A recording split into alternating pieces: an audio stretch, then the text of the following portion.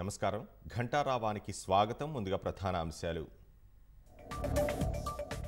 ఛత్తీస్గఢ్ నుంచి విద్యుత్ కొనుగోలుతో 6000 కోట్ల నష్టం జ్యుడిషియల్ కమిషన్ కు డిస్కంల నివేదిక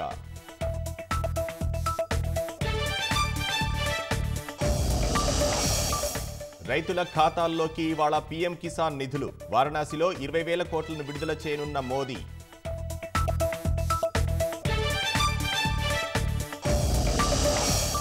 మురిపించి పత్తా లేకుండా పోయిన వానలు పంటను కాపాడుకునేందుకు అన్నదాతల తంటాలు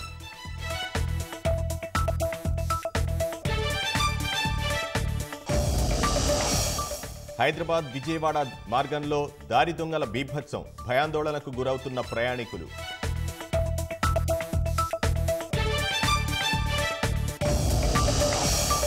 మహబూబాబాద్ జిల్లా తొర్రూరులో చిన్నారి ప్రాణం తీసిన కుక్క మంచంపై పడుకోబెట్టిన 42 రోజుల పసికందుపై దాడి